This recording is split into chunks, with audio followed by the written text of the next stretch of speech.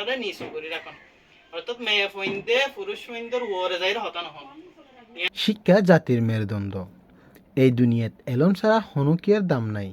ইয়ান OLA বলি এলম হদিয়ান বিয়াগ্য নতুন জরুলত। এলম নথাকিলে হনুমিকা যাই বালা করে হতা হইত নপারে। কেম্পর মাঝে লেখাপড়া গরিবর সুযোগ নথাকিবর জরিয়াই মুম্মুখ্য আগুয়ে যাইত নপারের কেম্পর ফুয়াইন হলে। আর মায়ে ফইন্দরে জোয়ান ওইবর ফরে আর ফন্না ফরাইত নসা মা বাপ হলে। ইয়ানুল্লাহ বলি আল আরাফাত ফাউন্ডেশনে ইসলামিক নারী শিক্ষার উগ্র আয়োজন করে মায়া ফাইন্দর ক্ষমতাদের সম্মান ও অধিকার লয়নে। ইসলাম মায়া ফাইন্দরে কি সম্মান দিয়ে? ইসলাম ধর্ম এন একান ধর্ম জীবন মায়া ফাইন্দরে সম্মান নিরাপত্তা জেদ্দুরফা এদ্দুর অধিকার দিয়ে এন একান সময় গিয়ে যে দুনিয়াত মায়া ফাইন্দরে মানুষ মনে নগত্য জেরফা হিসিপা ইসলামে হইয়ে মায়ে ফুয়া ঐলদের রহমত। রসুল সাল্লাহ আলাইসাল্লাম যে মানুষে ৩ ফারে ফালিব ইবার জান্নাতর অধিকারী হইব। সহি মুসলিম। বউ হিসাবে কুরআনত হইয়ে তোমার বউ তোমার জীবনের পরিপূর্ণ তোমারা ইতারা লই গমহতা হইয়। সূরা আন-নিসা। মা হিসাবে হাদিসত আইসে জান্নাত মা ঠেঙর নিছে নাইম। মায়ে ফাইন্দর ক্ষমতায়ন মানে কি?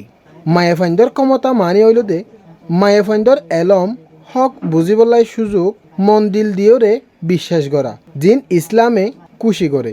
ইসলাম হন মায়ে ফইন্দরে লাভবান বা হাজহর্মে বাধা ন দে বরং সঠিক ফতত ফিরাই আনে আর প্রত্যেক মদতরে নাম গজ্জে। বাস্তব জীবনের মেসাল কাতিজা রাদিয়াল্লাহু আশিল একজন কামিয়াবি ব্যবসায়ী। আয়েশা রাদিয়াল্লাহু আশিল ডর একজন আহললা। ইয়ক গতুন বহুত সাহাবি অলে হাদিস শিক্ষে।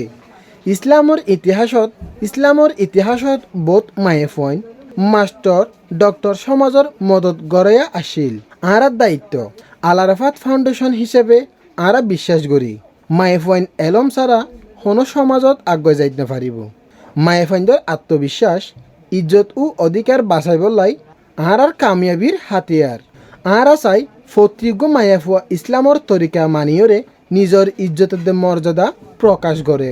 শেষ হতা হইল দে ইসলাম হন মায়ে ফইন্দরে ফিসা ন রাখে বরং ইতারার ইজ্জতর কামিয়াবির ফত সঠিক করে দিয়ে আয়ন আরা এই রাস্তাত আড়ি আহল জ্ঞানর আলু অর্ধেক আত্মমর্যাদার শক্তি দিও রে।